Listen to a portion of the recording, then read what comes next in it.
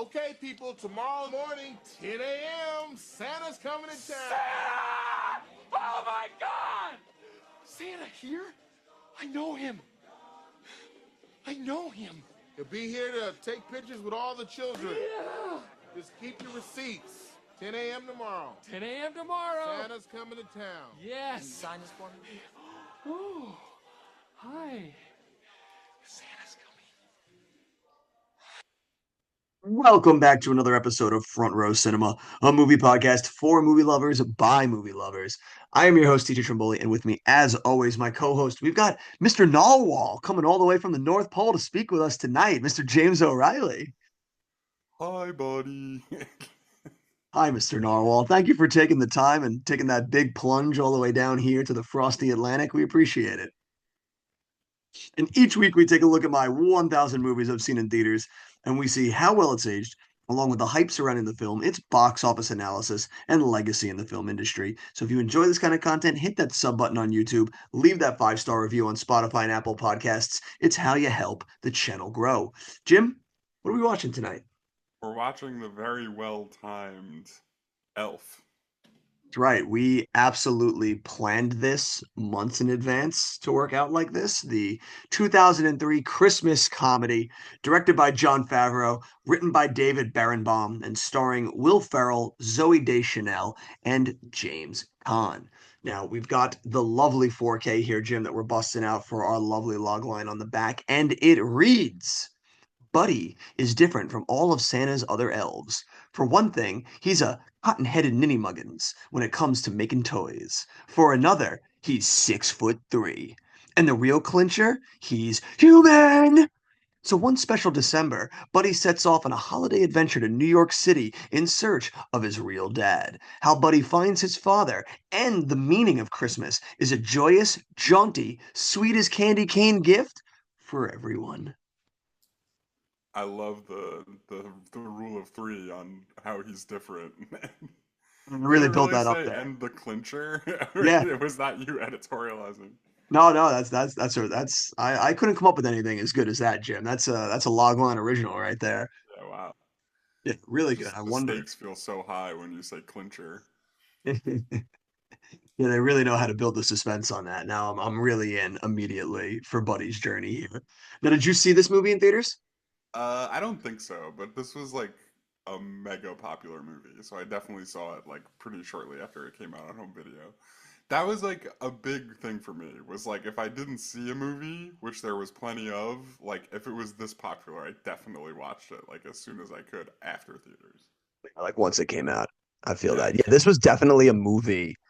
And I'm sure there probably are other movies around that I can't think of, but this is like the first one in particular that comes to mind of a movie that doesn't really become franchised, but that we got to be old enough to watch happen in real time, become this mega hit and become this generational movie. Yeah. I mean, what I didn't realize at the time is that it would be like in the top tier Christmas movies, I think. I think that's a fair thing to say, right? Definitely up there. Yeah. And I mean Like it's even if you one. or I don't agree with it, like in general, it's kind of up there on a lot of people's lists. Yeah, no, this is definitely one that anytime I see any person making Christmas movie lists, Elf is usually within, if not, depending on the person, like more younger kids these days, Elf easily is in the top five. Yeah. And then some more people from our generation and above who, Elf wasn't the mainstay that we grew up with, tends to still be high up there, but maybe doesn't top some of the other Christmas ones that we grew up with in like the 80s and 90s. But definitely Yeah. one But that either really way, lives up. Either way, high. It's it's in the still high up. pantheon. Yeah, It's in the pantheon. It's yeah. like it's transcended like a lot of other Christmas movies that came out in our lifetimes. It's in contention, and especially if you can do enough to get yourself a musical made of you, like you're in good company there.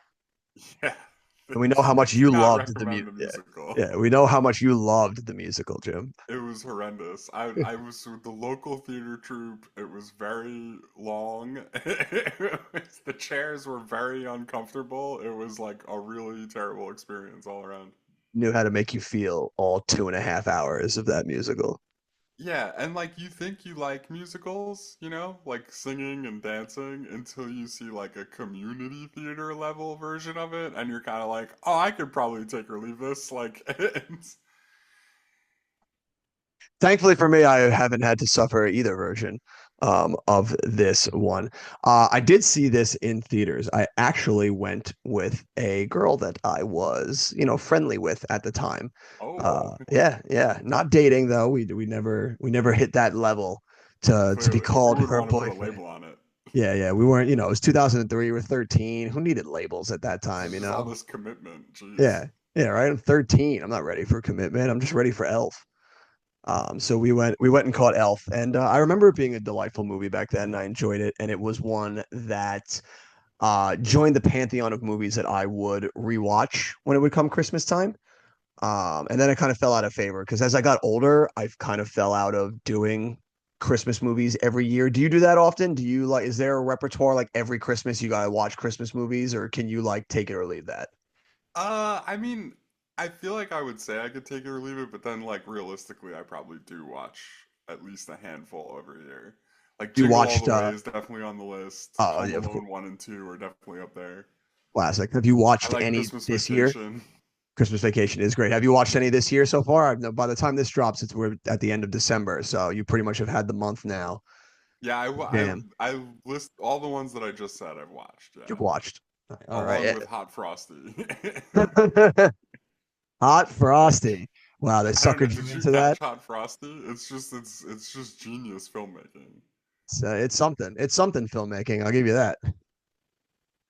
It's like it it's this very lifetime version of a Christmas movie where it's like Lacey Shabert's a single lady and she accidentally creates like a snowman like Frosty, but it's just like a really hot dude. Like a weird. It's weird science, but with snowmen.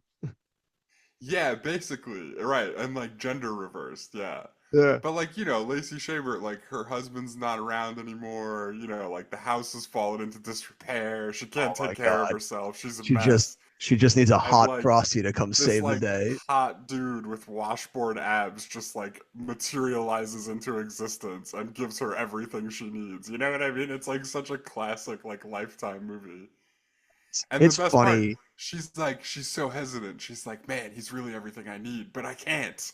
Like, it's so amazing. What a movie. It's very interesting how Netflix has kind of cornered the market of turning some of their movies into basically Hallmark movies. Like a lot of their movies Yeah, really feel like that Hallmark station. Like that comes yeah, to they're like mind. cheesy Christmas Yeah, movies. anything Lindsay Lohan's doing on Netflix right now, all feels like that. I don't know if you've caught any of those that have come out. I know you're a huge Lindsay Lohan fan, I Jim. scrolled past Irish Wish, whatever that is, Jim, but Lindsay Lohan was prominent on the poster. let me tell you, that is my least favorite movie that I've had to watch this year is Irish Wish. Wow, It really? is pure torture in every like if they put me in Guantanamo Bay and they needed to extract information, they don't even have to put the movie on. They just have to say, we're going to put this on and I'll sing like a canary. Yeah. I don't know. I feel like we maybe jumped the gun a little bit, but I think you just found the best way to get me to watch your recommendations is to just tell me, like, say that exact quote, and I'm like, oh man, I gotta see what this is all about. Sure. Like the worse you hear a movie is sometimes, the more it piques your interest a lot. So I definitely feel that where like so someone can tell me this is the biggest dog shit on the planet, and all of a sudden I'm like, well, now I gotta see what's going on with this movie. Yeah, well, but like specifically when you tell me that, I really want to see what you're talking about? I'll at the very least have a good time. Said, yeah, yeah, you'll have a time, that's for sure. I don't know whether it'll be good or not, but you'll have a time. But yeah, we really went on a tangent there, Jim. I'm gonna segue this, neatly slot this Sorry, right I back just in. got hot frosty on the brain. I Yeah, you got a apologize. lot of hot frosty on the brain. But the frosty in Elf, cool as a cucumber, baby, and we're segueing them right back into Elf. And as we mentioned, that this became a generational movie. The interesting thing would be, would the box office for back then reflect how big this movie went on to be? And we're gonna check into that right now and see that answer. numbers, dates, and numbers, dates, array, dates, numbers. Show me the money. All right. So Elf opens the weekend of November 7th through the 9th of 2003. Getting into that holiday season, baby. It's the holiday And season. it's going to be against a $33 million budget.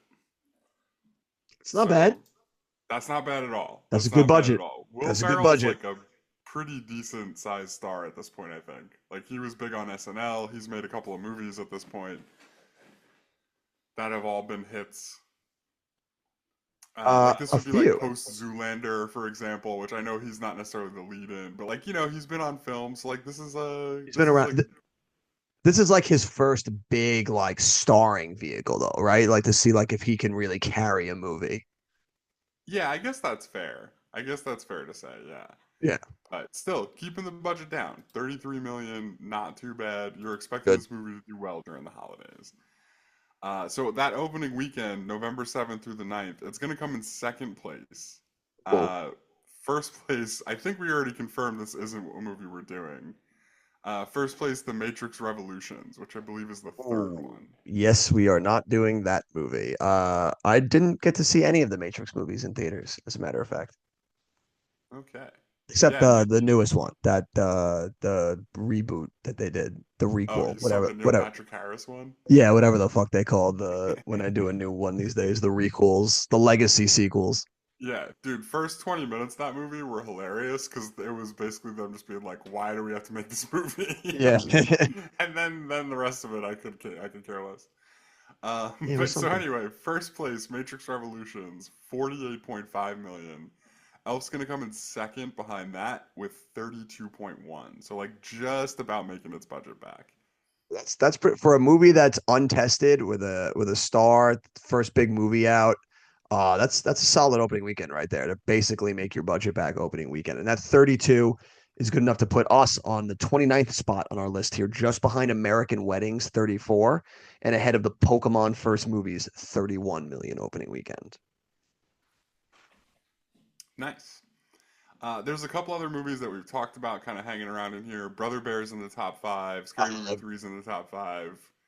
the The only bear. other notable opening this week, Hmm. down in sixth place, the much maligned in 2024. It's another Christmas movie. The much maligned Love Actually. Oh, wow. Another and that's gone on to become like a pretty divisive holiday movie. Yeah, I feel like as people it's really gone on. hate that movie. Yeah. Yeah. People really hate that Retroactively, movie. people have really turned on that movie, Yeah. specifically a few scenes in it. I think Alan Rickman's character bears a brunt of the ire in that movie. Yeah, there's also like the weird the boss is like making moves on his secretary and he's like the prime minister or something like that. Like he's like a bigwig and he's like making moves on his secretary, which I think people are a little bit weird about these days. Or I shouldn't say they're weird about it. People don't really appreciate these days. Let's put it that way. Yep. I am in no way supporting making moves on your secretary. And then people always say the one best friend is like a total creep too, which I mean, hard to argue. The one who stands outside of Keira Knightley's door, right? And he puts up the weird the Yeah, signs. but then like he does that after she goes to pick up her wedding video, and the wedding video is all just like slow-mo shots of her like in her dress. And he's like cutting his own like version of it. Like he's a total creep, dude. He's a total creep. Absolute creep. And they want us to like be endeared to him. God, the Yeah, 2000s were a and wild time. she kisses him like two scenes later. She should call the police, and she's like kissing him like two scenes later. Definitely But a anyway, movie. that's the Yeah. other notable opening. Yeah. Maybe that one will come up somehow because we feel like we could talk for ages about Love Actually. That's a movie right there. Weekend two of Elf. It's actually gonna climb into first place. Wow. All right. So it takes first in its second weekend. 15.3% drop. It pulls in 27.2 million. Matrix Revolutions has dropped 66.1% all the way down to third. And then Master and Commander opens and comes in second. That's good stuff right there. I wish I saw that in theaters. Yeah. I needed to be a little bit older to I didn't really see that in appreciate theaters either, and I remember that. not really liking that movie back then. Yeah. I No, I probably need to watched give it. it another I shot. watched it recently, and it hits a lot better as an adult. Okay, yeah, I'll have to go back and check it out. Weekend three of Elf, it's gonna have a 29.8% drop down to 19.1 million. And that's good for third place. Okay. All right. It's behind. I know for a fact that one of these is our next movie. Oh boy. Cat in the Hat, I believe, is gonna be our next movie, right? Oh, Jim, we are stepping into the fever dream known as Cat in the Hat next week. You are absolutely correct. Oh boy. I watched that like not too long ago, and boy oh boy is it wild. Something all right. Like you got to It's got try pretty really nice hard. cast. Yeah, you got to try really hard to piss off somebody's wife to the point that they're like, no one is ever allowed to make Dr. Seuss movies again. Yeah. Like, But yeah, we'll get into that next week. Also opening ahead of Elf this week in second place, the Halle Berry vehicle Gothica with 19.3 million. my God, what a movie to put out for the holiday season. I know. Dude, Halle Berry, man, she was money back in the day. Oh my God, that was a movie. Wait, wasn't this the Uh, same year? Right? Didn't Catwoman come out this year too, or is that next year? I think we already talked about Catwoman, I'm pretty sure. I think we What did a get past what a that. twofer Holly's putting out this year. With Catwoman with the best basketball scene of all time. It's like, um, weekend four of Elf, it's gonna hang in third place. This is like the 28th to the 30th, so I This is believe that's probably the Thanksgiving. weekend Yeah, after this is probably Thanksgiving, right? Thanksgiving. No, yeah, all right. No, it should be Thanksgiving weekend, I feel like, usually. That's what I'm saying. Like the 28th is like Black Friday. Yeah, yeah, yeah. You're right. You're right. Yeah. Um, it's gonna go up 16.2%. Probably expected for a holiday weekend for this movie. Like word's been out, it's in its fourth week. People have heard about it or they've seen it and they're like, "Hey, you're gonna be in town for the weekend? Let's go see Elf. It's a good holiday movie." Yeah. This is like the perfect holiday movie to hit all the quadrants. Because like after a week, everyone's learned pretty quickly we're not taking the kids to Cat in the Hat. Yeah, right, right. Which I mean, we'll talk about it. I'm not. Cat in the Hat might be surprising you a little bit. But it's. I mean, like the 16.2% increase is pretty huge going week three to week four. That's big, especially week So three to week it's four. catching on, you know. Also coming out this week, Bad Santa is down in fifth. Interesting. That's Weekend it. five, Elf sticks in fourth place. Now it's got the big drop, 63.5%, pulls in 8.1 million. I think we can just ride this out of the top 10 at this point. Curious to see if it'll make it to Christmas or if it'll be gone by the time. Well, so yeah, that's the weekend of the 5th to the 7th. Yeah. It pulled in the 8.1 million. Weekend six, but it's still in the top five, right? So weekend six, it comes in fifth place with 6.2 million. It's another nice drop, 23.5%. Weekend seven, this is the 19th to the 21st. It's in sixth place, pulls in 5 million. Wow, what a Weekend run. eight, yeah, I mean, this is pretty expected though, right? Because this is Christmas weekend now, the 26th to the 28th. It's the eighth weekend of Elf, so it's like, 2 months in theaters, but they're timing it right so it hits Christmas. 10th place, 4.2 million. Holding on by a thread. And then weekend nine, it's down in 14th, which yeah, it's like it's after New Year's. Nobody cares about Elf anymore. It's done. We're done with this now. I don't want to play with you anymore. But still, 8 weeks is huge for, this movie that has, an untested star in it. John Favreau really big time at the bat here too in the directing chair. So this Yeah, is a he gets a huge win. I believe he gave himself a film by credit on this. Did it? It's a film by John A Favreau. film by John Favreau. This is where it all began. But yeah, 8 weeks, that's big. That's huge for Elf. It's joining a bunch of other big leaguers. Now, 8 weeks seems to be a big league playing town. We got movies like Spider-Man, How the Grinch Stole Christmas, Chamber of Secrets, and The Two Towers. So definitely some Okay. good company to be keeping. Yeah, and then just to finish it up with some totals, domestic it pulls in 173.4 million. International, this is actually pretty surprising to me. International 47 million. Oh, that's the low end. See, I felt that seemed high. Like it Oh, seems really like high? yeah, it just seems like that this is a very American movie. I don't know how to explain it other than that. Like it seems like it would But be we've done hard a to couple translate. of American movies now that we thought wouldn't do well internationally that did. And I would feel like New York City is another entity, much like the backwoods of Texas or the rural Pacific Northwest, that, internationally people can, conceptualize when it comes to America. It's like, oh yeah, New York City. Like, of course. Yeah, we got that. Yeah. It seems like it's like small totals, but from a lot of different countries, except for Australia and Spain, where it did really well. Australia loves Christmas, loves New York Yeah, City. sure. But yeah, and that's for a worldwide total of 220.4 million. So yeah, I mean, against that $33 million budget, this is a movie that's gonna crush in home video. Like it's gonna live forever, you know? Oh, dude, just misses out. All right, so that 220.4 gonna settle us in the 34 spot, literally just behind Scary Movies, 220.7, and just ahead of How to Lose a Guy in 10 Days is 177.5. So Yeah, just on the outside. pretty good But first trip out. yeah, very good, dude. Will Ferrell, Jon Favreau, all taking pats on the back right now. Warner Brothers, who put out Elf, definitely bringing these guys on to do some more stuff in the future after that, because that's a big win right there.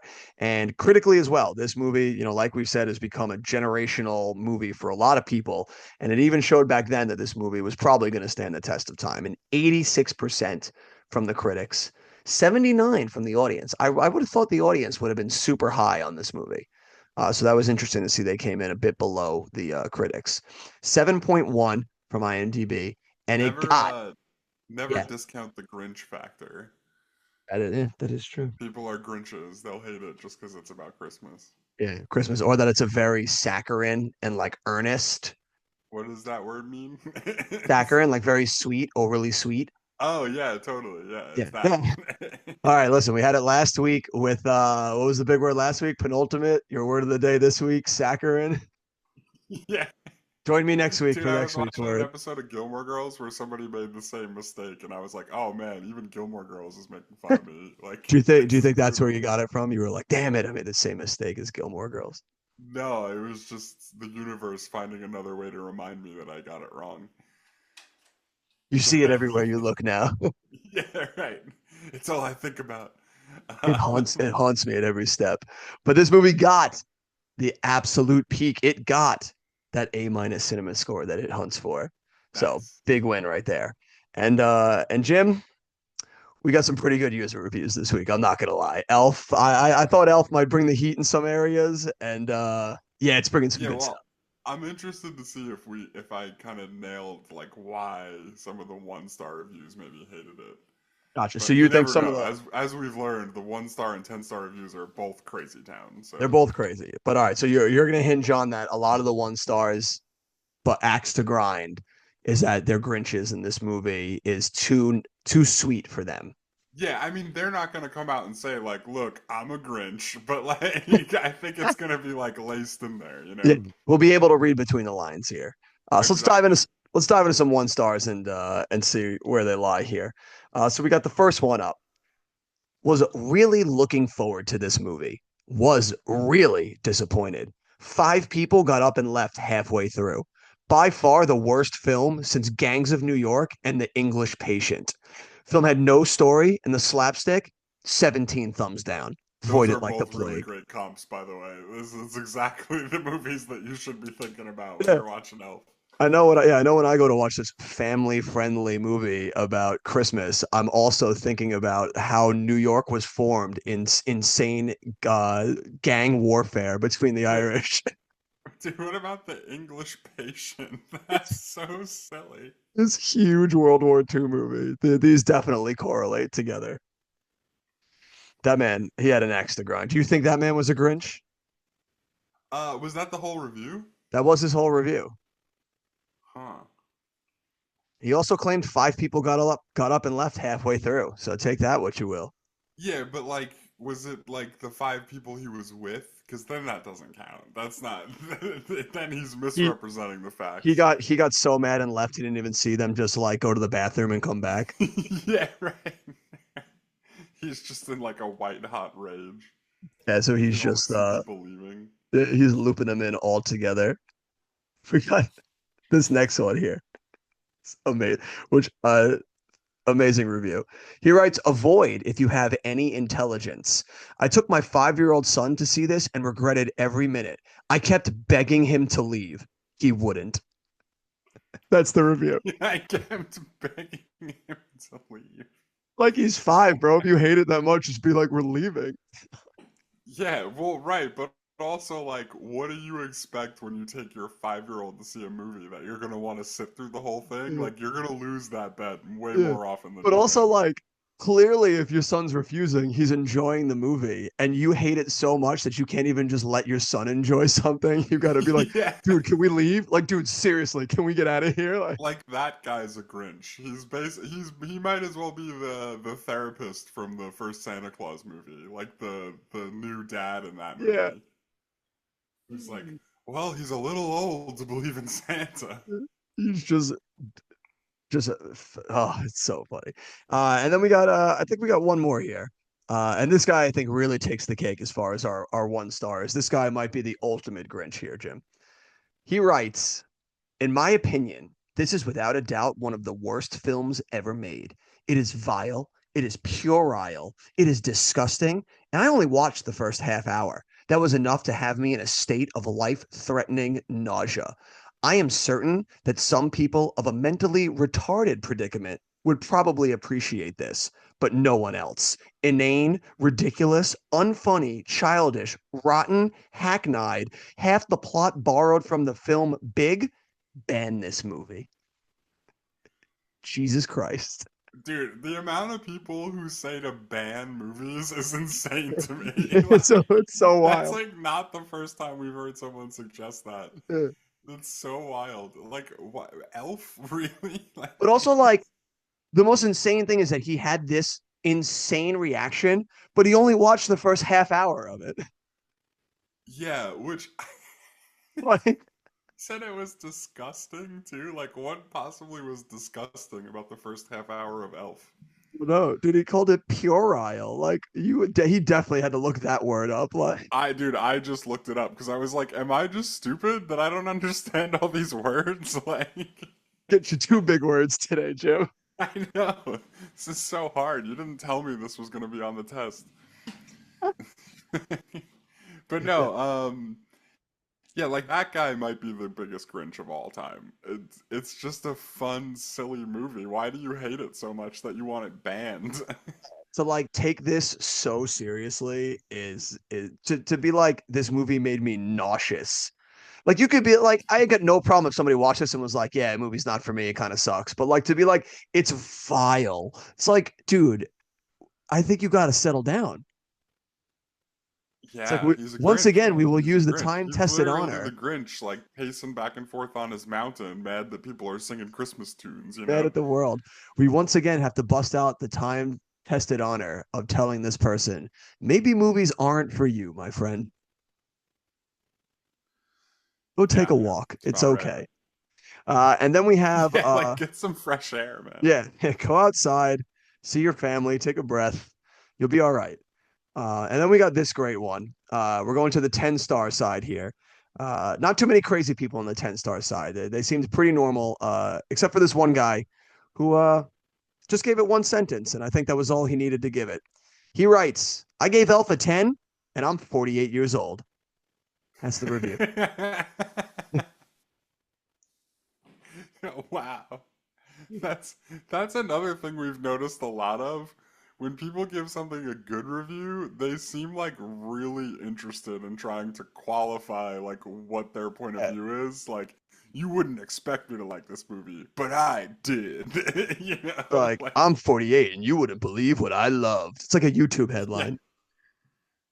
Amazing. And then I got two more 10 stars for you here, Jim. That person, very simply. But this next person, this next person might take the cake. They write, "This is an amazing movie. There is no agenda or political correctness. This is not the type of film that is preaching one way or another. And it is funny. It's not gross out humor or violent humor. It's old fashioned humor. I expected some kind of agenda like animal rights in Finding Nemo or Native American worship in Spirit. It's none of those things." It's like, Jesus Christ, lady. Yeah. Like this is that the end of it? Yeah. This review is literally somebody who's saying, I was trying so hard to find reasons to be mad about this movie. I was Couldn't find trying one. so hard. I set every expectation for me to get angry about this, and they didn't do it. It's amazing. Also, like to just straight out come out and be like, you're like fuck animal rights. It's like a really weird flex. And the same thing with like being against Native American, like it's Yeah. got no Native American worship. It's like, what? What are you? And like, was Finding Nemo about animal rights? I feel No. like I missed that part. Like, I did not take It's that like away from Finding uh, Nemo at all. it's like missing the 9/11 subtext in Seabiscuit. Like you had to Yeah, really read between the what lines, were Jim. we thinking? That's right. Listen, the animals trying to get out of the fish tank, Jim, is clearly representative of the socioeconomics of which we all live our lives here in corporate America. Yeah. Interesting choice, too, that I think only people in 2003 made, which was like she admitted that she couldn't find a reason to be angry. I feel like nowadays people would just make one up. You know what I mean? Yeah, Like, very true. Yeah. She was they'd like, be ah, like, movie, you beat me this time. yeah, it's I was trying to find a way to be angry about this movie and they didn't really do it. So what am I gonna say instead? Like what can we be angry about? Come All on. right. They'd make up like, yeah, they're trying to cut Khan out of his big corporate job. Yeah. Yeah, right. He just works hard, man. He's under a lot of pressure. It's a bit, and then I got one last one for you here. It's another funny one. This person writes, "This movie is set in New York. It's about an elf in New York, and it showcases Central Park to the extreme. Anyone who knows me knows I love New York." Great. Like, yeah, all That's an right, interesting twist. sure. Usually the person would be like, I hate New York, and even I love this movie. Like this person was like, I'm gonna lay my cards on the table. I just love Central Park. That's why I like this movie. I just love it's just like you're just on IMDb with like a random username, and you're like anyone who knows me. It's like yeah, no one knows you on here. Who are you Yeah, talking to? like, the whole point is that you're anonymous. It's like now I know so much about this user now. Loves it. Big New York fan. If I ever see her out, she got to live in New York, right? Or do you think she just dreams of coming to the big city? I have no idea. I don't You got to know. find her. If you're out there, It sounds Gia, fishy. I don't know. her username is Gia Time. Gia, if you're out there, I hope you got to New York. We're rooting for you. And I turn it over to you, Jim. We're gonna dive into this bad boy now, see where we lie and when these user reviews. Let's hear some thoughts on Elf. How did this movie do for you? I mean, I like it. I still like it. I think the most interesting thing for me is that it feels like the most perfect vehicle for Will Ferrell. You know what I mean? Like it feels like tailor made for him specifically in a lot of ways, and it almost is like the best concept that can exist for his whole shtick. You know what I mean? Like I feel like it works best in this movie. Yeah, he definitely was made to play this role. It fits his sensibility and his comedic timing.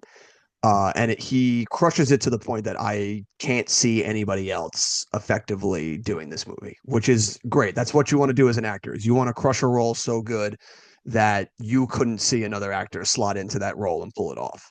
Yeah, so I don't know if I would say that I couldn't see another actor doing it, and we're gonna talk more about that later. Oh, okay. Because we're gonna have some fun with this one, I think. I have an Ooh. idea. Oh. But I do think that like for Will Ferrell's whole again, like his whole shtick, like he is like the overexcited he in a lot of ways he's playing just the cheerleader from SNL in this movie, only he's an elf, right? And it works really perfectly. So it's just that was the first thing that struck me. It was like, man, there couldn't be a better movie for Will Ferrell's whole SNL vibe and his whole thing. to And really like he really showcase does kill him. it in this. Yeah. So it's a good way to showcase him, especially coming out of Saturday Night Live now to see like how he'll do in features. This is a great showcase movie to be like, no, he could carry a film. Like if you tailor it to his style, it's going to work really well. And I think what I like, he's the part that I like the most about this movie. He really sells this very well. And it's interesting to see how well he can go back and forth between doing this childlike glee that he has in his movies and then also doing other comedies where he's like this kind of like almost has this like evil comedy underneath him. I think of movies like Old School, and even like Anchorman to a degree has a much more like filthier sensibility to him that pulls out. So I like Yeah, that he yeah, he can it's go very back and forth different than what he between does in those. Old School. Yeah. It's very different than what he does in Old School, which is another movie we did. And I guess what I'm saying is it's different in a way that it's surprising to me how perfect it is. You know what I mean? Like after seeing him in Old School, I would be like, "Oh yeah, I don't know if a movie like Elf really makes sense for him." But then you put him in it and it's like, "Oh wow, he's actually way better at this than he was at Old School," you know? Yeah. No, this was perfect. So there's all that going on, and then like the other thing that really jumped out to me is like how many of the Christmas movie tropes this movie hits like so perfectly. You got like the deadbeat dad who doesn't really understand like that Christmas is important, you know, who is always the most relatable character in the movie, like every time. Like Yep. uh and so like you got that angle and then but it's like such a good play on that because it's not just like some lame kid who's in the movie for like 5 minutes and like it's just like oh cool another like lame 90s early 2000s child actor. It's actually like the lead of the movie plays the dumb kid and he's so fish out of water. And Scott Conn has every reason to think this guy is a total nut job. Like Sorry. throughout I'm sorry. Who? I'm sorry. Wait, it's not Scott Conn. Who is it? It's James Conn. James Conn, not Scott Conn. Are they related? They are, right? That's his son. Sorry, I've been watching a lot of which is the one that he's on? Is it Hawaii 5-0? Scott Con's on. Yeah. Yeah, I've been watching a lot of Hawaii 5-0 recently. Amazing. Yeah, that's his son. James Conn is No, Scott yeah, so Con's son. James Conn. Sorry, not Scott Yeah. Conn. What a silly thing to You say. got. You sorry. You got that. Like he has every reason to think this guy's nuts and he like really is under a lot of pressure and so it just works like it's more interesting than a lot of these because a lot of Christmas movies fit that mold and hit those tropes but a lot of them do it in a way that I would describe as way lazier whereas this movie keeps me invested and has just enough of like a twist on it that it's interesting and there's a lot of things they can play on and like I mean like every scene of Buddy in the city of New York is funny, you know? Like every situation he finds himself in, every way he reacts to it and the way people react to him, they all land for me. And I would say to that note to James Conn, I think a lot of that pressure was his own doing there. I think sending out a book with two whole pages just completely missing from it It might was be a bold asking for choice. it might be asking for your own torment there, but who am I to judge? It was a bold choice. But you remember the critics did say that it was pretty it was nobody really needed the last 2 pages to know it was no good, you know? Yeah, so I don't know how that guy stayed at the top for so long because he's a pretty terrible businessman there. That is just a dude who's just completely given up. Yeah, I loved Andy Richter and Kyle Gass as the two writers at Yeah, his, that at was his company. that was really funny when they showed up. I was like, dude, no way. Is that Kyle Glass? Like, that's hilarious. Yeah. And he's like, they're like, we've got a great idea. And he's like, okay, tell me it. Like, we're gonna call another writer and like get him to do the book. Like genius. Outsource it. Love it. But yeah, I would agree. I think what makes this movie at its best is that core Christmas spirit between, this kid who's a fish out of water, has no family, and finally finds out he has a family and he's coming and trying to integrate himself into it. And through integrating himself into it, he reminds, this family that's kind of at a lynch point now where they could like really go off the deep end, and this guy leads towards divorce. You got a kid who doesn't even care about them because he's like, dad's never around. And then you got Buddy comes in and kind of just like revitalizes this family and like relearns the spirit of Christmas. I love all of that. I think the thing that I don't want to say torpedoes this movie, because I like this movie a lot. I still enjoy it. But if there's one thing that doesn't work for me in this movie, it is the love story between him and Zoe Deschanel. Yeah. And what I mean by that is I in no way buy that this woman falls in love with him that easily. Like everything all the scenes that we see of the two of them interacting, this woman should be calling the cops. Like this guy is certifiable. Like Yeah, I mean, it's he is so, and like I get certifiable. it that like it's kind of like a fantasy, and also it's like you're overthinking it. It's a family movie, like just go with it. It's saccharine, but at the same time, I'm just like, she goes on a date with him. He takes her to just a revolving door. He runs through the revolving door a bunch of times, and then 2 scenes later, she kisses him on the lips, and it's like, girl, are you an idiot too? Like, I mean, okay, so here's my defense. And I know like I can't really defend how quickly it happens because that's just movies. It happens quickly in movies because it has to, right? But 97 like minutes, you kind of just gotta get right to the pot. yeah, like she's kind of jaded by her job. She's working retail. It's like Christmas time and that's probably the pits, you know what I mean? And he like seems crazy at first, but then like the more you talk to him, the more you realize he's just being like genuine. Like he's not like bad. He's just kind of like naive, you know? Not kind of naive. He's very naive, Very right? naive. And so I think she kind of like in the movie revitalizes her love for Christmas a little bit because he's so whimsical and silly and I mean yeah it's not reality obviously like there's no way that's how it would actually go but for this movie I think it works. And again, like it is one where I do sit there as I was saying it. I was like, I really dislike this, but then at the same time, I'm like, it's a family movie. It's part of the whimsy. Like you got to let it go. But at the Yeah, and same I time, I'm mean watching the whole thing. I'm just like, I don't know. I don't buy that at all. yeah it's still 2003 so it's a bit of that too you know like where like the love story is just like they're like well we gotta have a love story you Yeah, know but there's like they're got to just be a like love it's the story in seasoning this. for the thing they always use it you know. We're not even realizing that the love story is the family dynamic. Like there's your love story. Like they're gonna bring Buddy in and become a whole family, and that's your love story right there. Like we don't need to shoehorn this weird kind of like 12-year-old boy trapped in a adult's body mentality, and like she's gonna fall for that.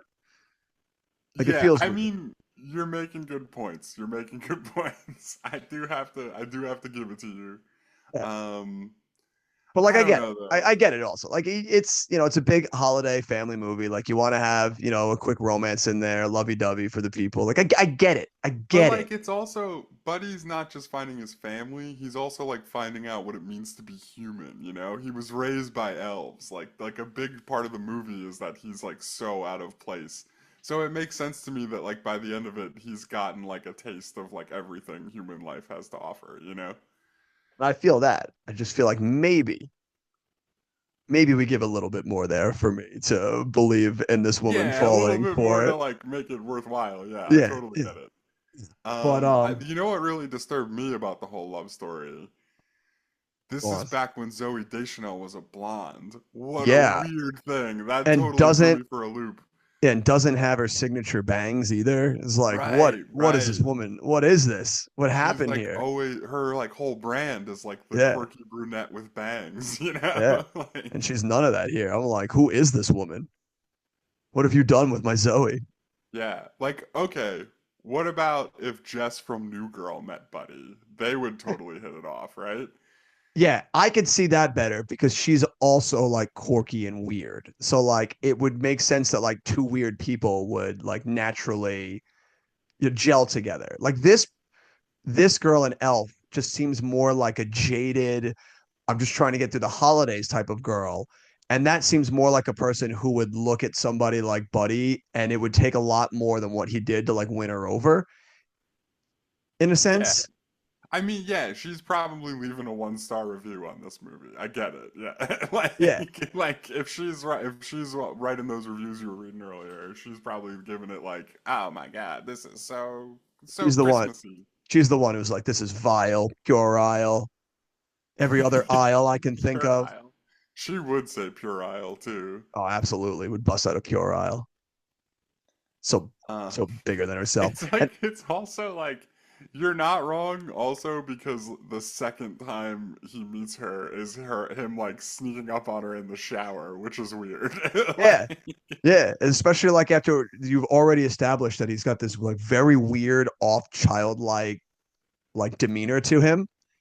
And he's always in the elf costume too. Like I get we're in New York yeah. City and that's like a normal thing for people to see, but like this girl must also have some very deep rooted issues that she needs to explore while in this relationship Yeah, because and I you would know what? question some I things. probably want to see some of that. That maybe makes it a better movie. Yeah, I'm not. I'm picking up what you're putting down. Like Yeah, at least but a then deeper movie, which yeah, then you're kind of losing your like. At what point do you lose being a family movie? Because now we're exploring this girl's like deep rooted it childhood needs to be issues. right. It needs to just stay seasoning. It Yeah, can't become like a main thing. Like yeah.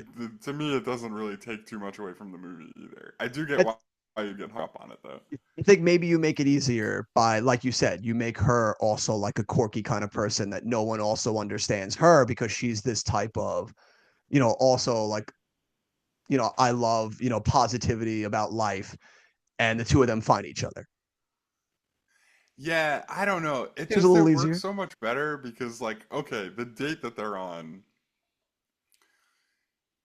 she takes him to the tree at Rockefeller Center, right? Right? Isn't that where they end up? The tree at Rockefeller Center? The end of the date, right? They end up there because first he takes her to the world's best coffee. Then they go to the Yeah. revolving And the door. revolving door, and then he takes her to like a tree that he really likes, doesn't he? Yeah, yeah, I think And so. Yeah, she's like, "Oh, you think that's cool? You got to see this, right?" yeah. And like to me, the reason I like that she's kind of like a curmudgeon, like that scene specifically works so much better because it's like that curmudgeon is the kind of person who would say, "Oh, the tree at Rockefeller Center, it's so stupid." You know what I mean? Like it's just a big tree. Like who cares? You know? And she gets to bring that guy there who doesn't even know it exists. You know, and like see somebody see it for the first time and be totally blown away by it. Like it pulls her back in. You know what I'm saying? Reinvigorates her love for Christmas. It breaks that outer shell. Yeah. So I see it. I see it either way. I understand why it goes the route it goes. Yeah, because And it's it like that's the movie, man. Like the movie is you're supposed to think Buddy's weird, and then you realize, wait, but actually, here's why I need Buddy. Like, you know what I mean? Like that's like everybody's doing it in this movie. I do need Buddy, but I would still think Buddy is weird. I wouldn't give Buddy my child. Yeah, that's fair. That's fair. But this movie is a lot of fun. I enjoy I also it is funny too. I love it because 97 minutes. We want to get in, we get out. But it also does crack me up how quickly James Caan comes around also. Because you have one scene where he's literally like, buddy, get out. Like, you suck. Like, I want nothing to do with you. And then literally the next scene, like his son just shows up and he's like, buddy's missing. And he's just like, I gotta go. Like, it's Christmas. Like, I need my Yeah. sons back. Like, it's like, dude, that's a quick turnaround, man. Like, what? It's like to the point where I'm questioning if he was just looking for an out for that meeting. Like he just Yeah. didn't want to be in there anymore. He just needed to get out of there. That cracked me up a lot. Two things that I really love about this movie, Yeah. to go to the other side here, that really warmed my heart and that I love is the all of the practical effect work in the first act of this movie and their references to the old Christmas stuff that we grew up on, like Rudolph and Frosty. Yeah. I loved that take on like what the North Pole would be like. I thought it was so like unique and fun and a great way to like honor Christmases before and it's such a stark contrast to a movie that I love that we love to take pot shots at, which is Red One. Just like look at the North Pole of Red One and look at the North Pole of this movie and like where like that the Christmas spirit of this movie, it makes you feel the Christmas spirit seeing the Right. North Red Pole of One this is movie. totally soulless about Yeah, it. yeah. Red One, I feel nothing seeing the muted dark colors of the North Pole hidden underneath a fake dome. It's like, Yeah, and like Santa's like doing like reps of bench press, like yeah, yeah. So like, especially coming to watch this movie so soon after having watched Red One, it gives me such more of an appreciation for this movie and what they did in creating the first act of this movie. Because I think the first act from up until he takes off and Mr. Narwhal is like, "Bye, buddy. I hope you find your dad," is so good. I loved every second of it. Yeah, it's pretty great. It's pretty great. I It's do love all the things where it's just so painfully obvious that none of the world he lives in is built for him. Like it's yeah, all too small and he just doesn't put it together. It's so funny. he's in the like teeny tiny shower, like just trying to splash little bits of water onto his shoulders. Like Yeah, yeah. yeah, like all those bits are so good. And then another bit that I really loved that I thought that really cracked me up was the way that they created and staged the Central Park Rangers. Like such a Yes. funny, like they were like, "Oh my God, who are those?" He's like, "I put them on the naughty list in like '87. They've never forgiven me." Yeah, dude, what was it? They said like the last time that they let loose the Central Park Rangers, they like killed four people or something. There was like four indictments or whatever. Like they got like Oh yeah, four charged. indictments. It was Yeah, like yeah, that was probably it. some wild stuff. So like that, I thought that was so funny. That cracked me up a lot. So like there's still a lot to love in this movie, and I think this movie is a lot of fun, despite what I said, and it's very charming. It is a movie, very much like you said, to our sensibilities, where we can, sometimes be a bit more jaded when it comes to movies. That it wins you over fairly quickly, and keeps you Yeah, yeah. there. Yeah, Yeah, I so that's good. love too the way they did the whole thing with Santa's book. That's another great bit with when the kid starts like reading out what everybody wants and he Yeah, tells the TV reporter she wants her boyfriend to like quit dicking around and commit already. yeah. I do. It is funny to me. They play a little fast and loose with the cheer rules of what powers the sled. Because I remember like they first show up and James Caan and his actual son see them and they're like, "Whoa!" And all of a sudden the sled lifts up a little bit, and Santa's like, "It's because you believed." And then they're like, "We got to get you out there, Santa." And he's like, "No, it's not enough for them to see me. They need to have Christmas spirit for it to." It's like, what are you talking about? They just saw you and it Yeah, lifted. it Like, just worked. Like they saw you and then it worked. Yeah. I'm like, Santa, these rules, man. You got like, what are you talking about? Yeah, I mean, I love the Central Park Rangers thing. I kind of hate the way that they all just like figure out to sing a Christmas Carol, and then Zoe Deschanel shows up and like starts them all into like the slow clap version of a Christmas Carol. Uh, the best way to Not really spread my favorite. holiday cheer is to sing loud for all to hear, Jim. It's so stupid. So yeah, I don't know. Maybe I'm a little bit of a Grinch because that's the only part I didn't like was like when they really brought it home at the end. I was just like, all right, come on, we get it. And then they ended up seeing him anyway, and it lifted the sled up higher. So it was like, what are we doing here? Yeah, good points. All good points. The All good point. science in Elf makes no sense. Science is all over the place. One It's not last. sorcery, it's science. Thank you, Mark. You're right. It is. It is science. One last note from me here. Man, oh man, 2003 Mary Steenburgen can still bring it. Yeah, I don't know. She's an attractive lady all the time. Yeah, always done it Even for me going from into like Step Brothers and yeah, stuff. from Was Back she to in the Step Future Brothers? 3 to Elf to Step Brothers, probably still today. I haven't seen a picture of her in a minute, but I'm sure she's still bringing the heat. And Yeah, I'm that's trying all to I got. think of the last thing she was in. Yeah, I can't think of the last thing that I saw her in. Um, but I'm sure she was good in it because great, always great, Mary Steenburgen. Yeah, the last thing I just got to shout out that Artie Lang was in this. Peter Dinklage was in this. Yeah, a lot of They're some both that like great ones. Bob Newhart gets an yeah, appearance, which is like a a lot which of I that think is a guys. great And one. what was it? Ed Asner as Santa. Yeah, Ed Asner Yeah, plays Santa. yeah, You got it. a lot of that guys. They really rounded out the cast right here. I thought Peter Dinklage was hilarious too in his scene when he comes in and they're like, all right, we got a peach. And they're like, no vegetables. Vegetables are too vulnerable. Yeah, yeah, yeah. And then it turns out he was just holding back his own idea. What Like is it? when I got they're a going through particular his book, they I got find out that he had a thing about a vegetable on a like a farm. peach or something. Yeah, and he's like, I got a particular idea here that I'm super psyched about. Like that was so good. But So yeah, silly. yeah, very very fun Christmas movie. I did enjoy it immensely, despite some of the nitpicks and misgivings I've vocalized here. What about you? Any other things that really turned you off or feel like you need to shout out? Nah, I think I'm ready to get to the next part. All right, let me hear it. I'm interested to see what kind of awards love Elf was able to conjure up. So I think I'm gonna skip awards. Interesting. Maybe Okay. we'll go back. Well, you know what? Let me look really quick because I haven't checked, but I have a feeling there's not going to be much worth talking about here. Okay. Um, all right, it gets two Teen Choice Award nominations. All Oh right, yeah, hold you, on, you're hold just on. gonna skip right over the teens like that? Deep breaths, deep breaths. It's a 2004 nominee for favorite movie at the Kids' Choice Awards. Really? Uh, now Will Ferrell gets nominated at the MTV Movie Awards for Best Comedic Performance.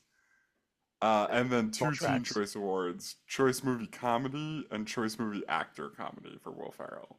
Yeah, that all tracks. I feel all Yeah, that. so I'm not going to go through all of them because really what I want to talk about today. Okay, You I'm had ready. said earlier that you couldn't picture anyone else playing the character of Buddy the Elf. Okay. Are you gonna bust out the community theater guy that you saw play Buddy the Elf? No, no, God no. I think we'll give everybody the best case scenario and just leave him out of it. Because I don't think he wants to do it again either.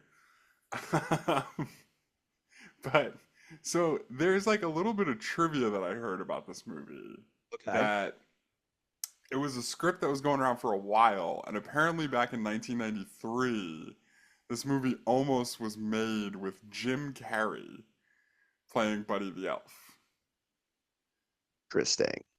So what I'll say to that is I can see Jim Carrey doing this, but I still think it's a very different movie with Jim Carrey playing Buddy the Elf Oh, than Will yeah, Ferrell. yeah. So this Yeah. is kind of the game I want to play here, based on that piece of trivia. We're gonna take like actors from other Christmas movies, and particularly Christmas comedies, and I want to see like what you think Elf looks like with those people instead. I think Jim Carrey as Elf is a much more manic movie. Like this is very like sweet and like sugary, and I feel like his would be much more like the after effects of having all of that sugar. Right. Okay, yeah, that's fair. I could see what you're saying. What about Elf starring Chevy Chase? Yeah. A much more neurotic elf movie we're getting in that Right? regard. Like he's got to be like a total like it He'd doesn't be work because I feel like Chevy Chase is always just a sarcastic prick in every yeah, movie he's a in. sarcastic prick who's also kind of like a bumbling idiot at the same time. Like he's Yeah, always like right, falling right. into hijinks. I could see almost if it's like he pulls like a Steve Martin from The Jerk. Like I could see him doing Buddy the Elf that way. Like where he Yeah. instead of like the person who's really like you maybe don't believe in the child like whimsical of it all, but he's kind of just like an idiot. Or like maybe similar to the Three Amigos. Okay, I could see that. Still a very different movie. Right now, I Oh think, yeah, yeah, yeah. These are all yeah, gonna be very yeah, different. very different movies. I will say, with Jim Carrey in the role, this movie might still be a generational movie that people return to. With Chevy Chase in the role, Chevy absolutely not. Chase. Absolutely not. Definitely not. Uh we're gonna take a bit of a left turn here. Elf starring Seth Rogen. Oh my God. Yeah, well, you're no longer making a PG elf movie. Is it it's rated R if Seth Rogen, you think? I feel like you have like what has Seth Rogen ever done anything like family friendly outside of Yeah, I like the guess voice not. work? Because he did Yeah, the I don't voice think work in so. The Lion King, but that's not like his actual like in this, like I just picture like the night before where like Elf is just like because this now with all right, so with Seth Rogen, this is an R-rated movie where it's still the same. He grows up at this North Pole, but he's a bum because he's just smoking weed all the time. They want him to make toys. His toy output's horrible because he's stoned all the time. Like Okay. it's a very again a very different movie. Could And be so funny does he though. still go back to meet his dad then? You could still have him go and meet his dad, What if or he is he goes or is back? he What or is if he he out goes of back to weed borrow money from his dad? And or then the he's the one who's got to learn about the spirit of Christmas, you know? yeah, he's got to like finally find his way to being what Santa and his pseudo dad at the North Pole always wanted him to be. Yeah, okay, okay, I could see it. Um, let's see. He's just like Elf, Santa. Elf starring Arnold Schwarzenegger. That's I'll watch that right now, Jim. I don't even need to know Right? it. I would watch that movie immediately. They've done that joke 100 times, and I like it's just Arnold Schwarzenegger as thing you wouldn't expect him to be.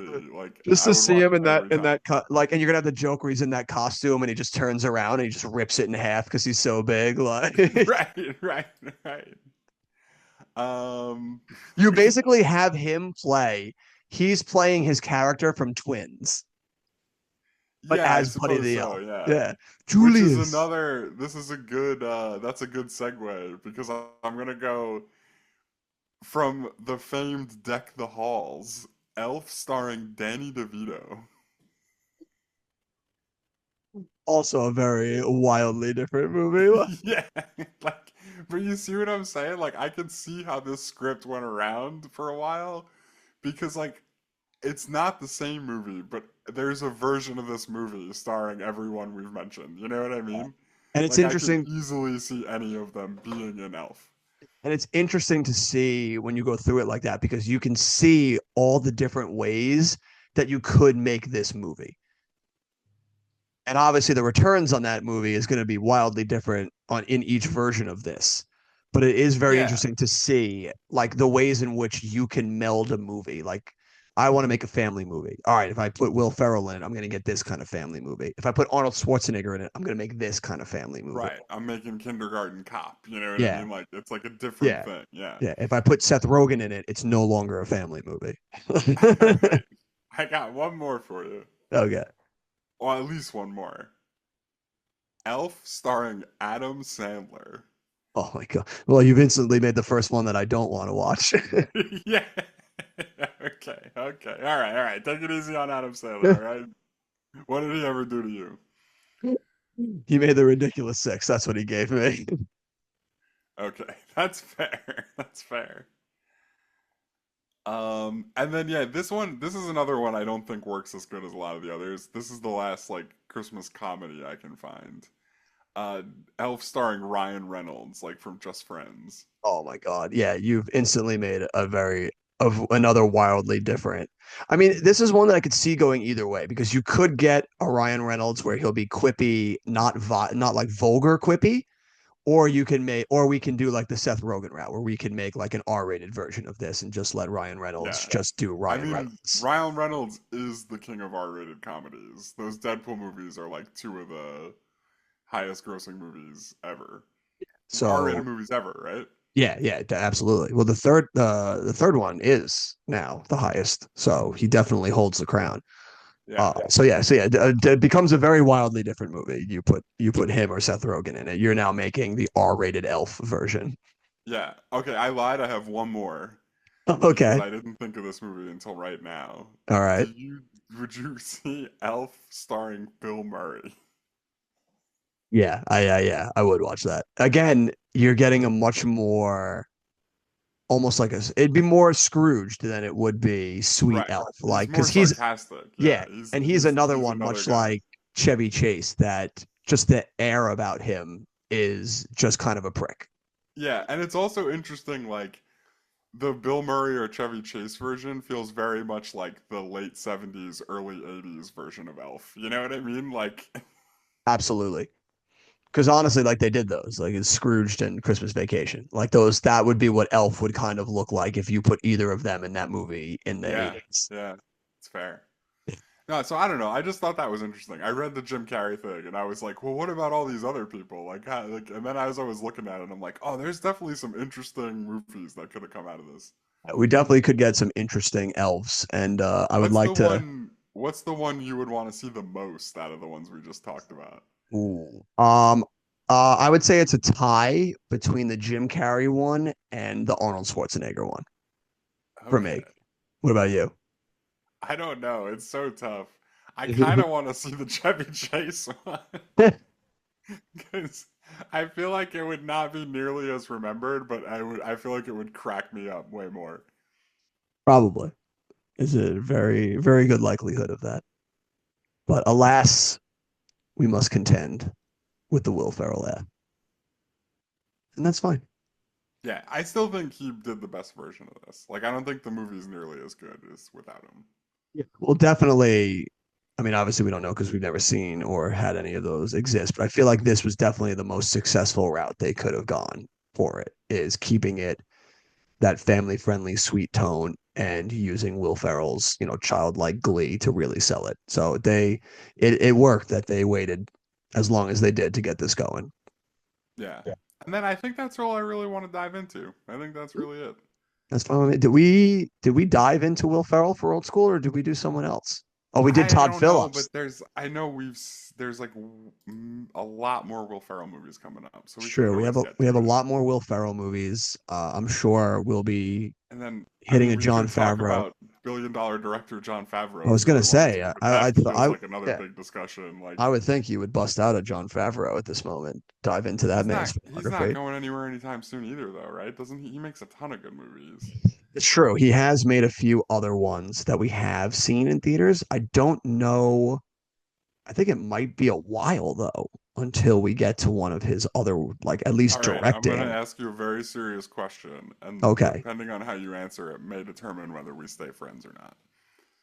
If you're gonna ask me if I saw Zathura in theaters, if that's your question. Yes.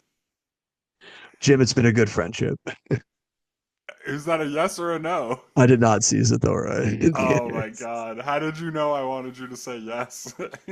because I know you. Listen, we don't get to be the level of friends that we are without knowing what's in your mind at all times. Yeah.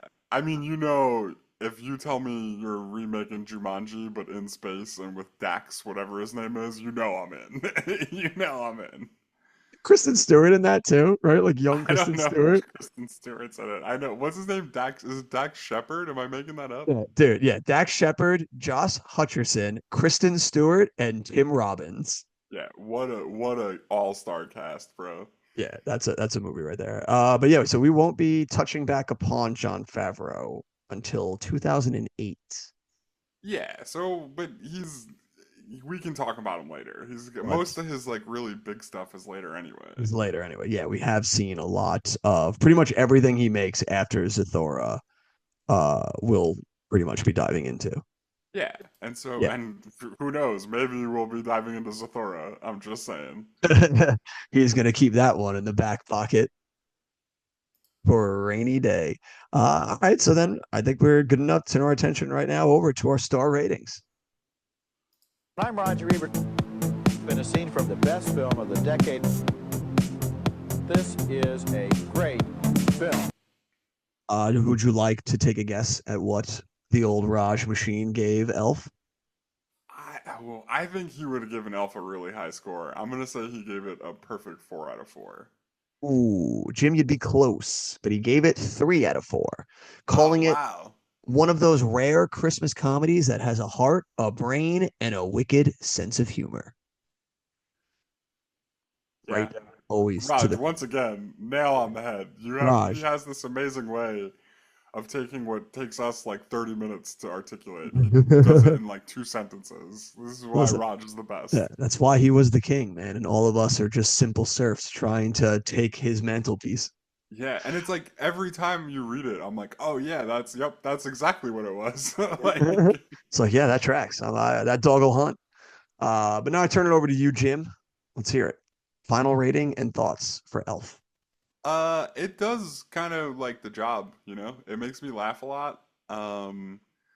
It's it checks all the Christmas movie boxes. Like it's maybe a little too cookie cutter, and I've seen it so many times at this point. Like if the idea is that we're rating like this viewing, as opposed to the movie as a whole, like I've seen it so many times, and I don't really like. It's kind of like played out for me, I suppose. So I'm gonna give it like a 3 out of 5.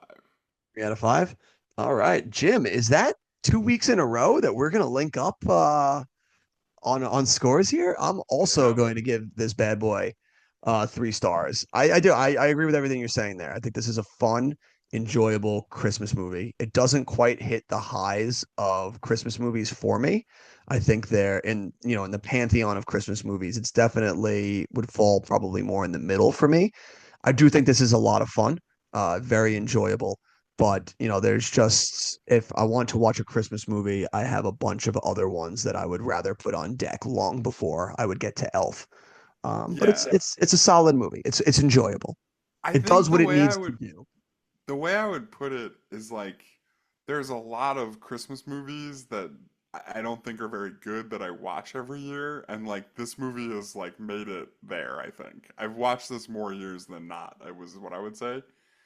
But also like making it there basically guarantees you're not getting higher than a 3. You know what I mean? Because like I'm not rewatching them because they're like great movies and I just can't get enough of them. I'm like, oh, it's December. Yeah, sure, I'll put on Elf, you know? Christmas. I just need something on in the background. Do you have a favorite Christmas movie? I don't know, like I would say off the top of my head, one Christmas movie that really like breaks out of the mold is Die Hard. Like that's the one I would probably give a higher than a 3. And I like it is a Christmas movie. You guys are all stupid if you don't think it is.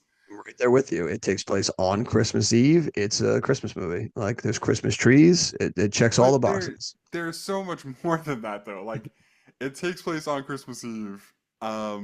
And it's about like a guy like who works too hard and like doesn't spend enough time with his family, like relearning that he like wants to spend time with his family. Like it's a Christmas movie. Like that's James Caan in Elf. You just Right, described. exactly. Like it hits that trope, but it's like so it's a Christmas movie for a lot of reasons. It's just the action R-rated version of it, which Yeah, is a really good movie too. So, that's a good answer.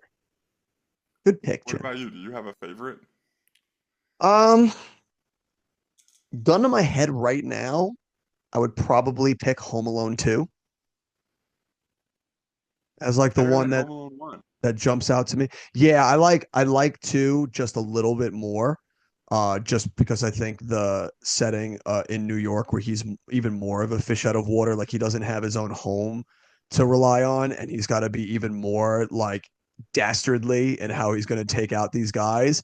I Yeah. think I think just the level in which he tries to murder these 2 people in that abandoned house is I that like segment from when they break into that house and he just like unleashes mayhem on them is so good. It's so good. It's like Yeah, top tier for yeah, sure. yeah. Like Honestly, before they even get into the house, when he's hitting Marv in the head with all the bricks, all is the what gets bricks. me. Yeah, is He yeah. hits him like It's right in the head 4 times in a row.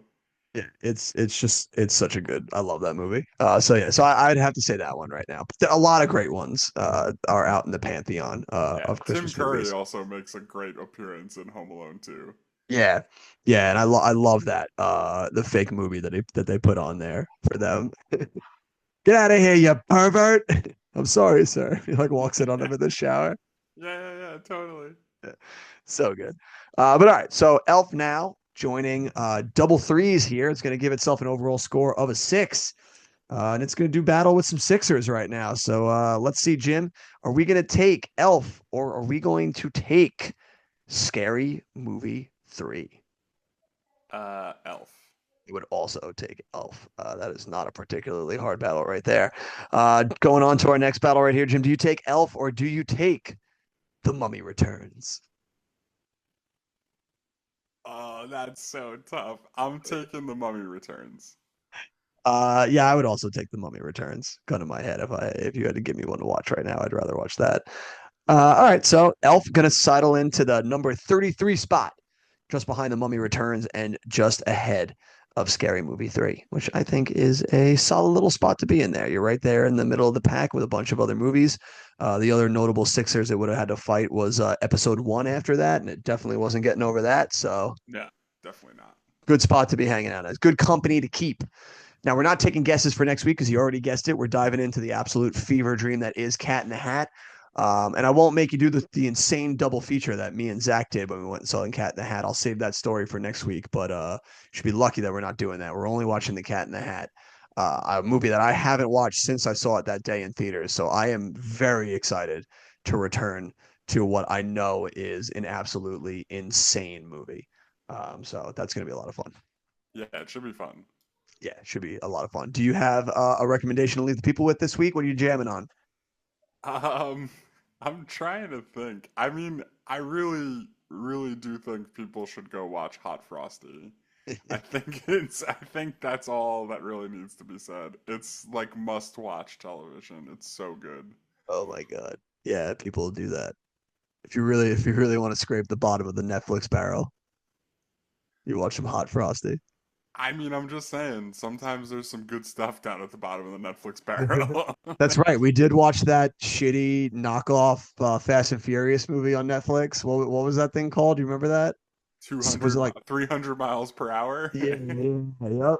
There was a movie. Where they like turn into time traveling dinosaurs. It's wild.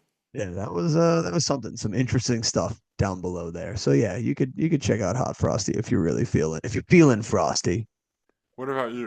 What do you got? Anything new? The last thing I went and saw, which actually I wasn't like particularly excited about it because I'm not an anime guy, but it turned out to be really good. I went and saw the new Lord of the Rings movie, Raven The the Hunter. War of yeah, Craven. Yeah, put myself through that. No. So the War of the Rohirrim, I believe is how that's pronounced. I think I did that correctly. Sure. Yeah, it was actually Believe me, if you didn't, I'm sure there's some Silmarillion expert out there who will tell you all about it. yeah, somebody in the appendices is already losing his shit right now, and he'll be I'm telling pretty us sure they have immediately. like bots that comb the internet for people who say bad things about Lord of the Rings. Who can't pronounce Lord of the Rings areas. But yeah, that it ended up being a very enjoyable movie. I ended up liking it a lot more than I thought it was, and the anime, especially like the style, looked really really cool in a lot of scenes. So it lent itself very Excellent. well to the format. Not enough to make me watch other anime, but enough that I enjoyed it. So if you like Yeah, I anime think that's and you fair. like Lord of the Rings, definitely check that bad boy out. Definitely worth your time. And that's all we got for you guys this week. Go out, check those recommendations out. Let us know down below if Elf is top of the charts in the holiday classics for you. And join us back here next week when we dive into the absolute insanity that is Mike Myers' performance in The Cat in the Hat. And until next time, we'll see you at the movies.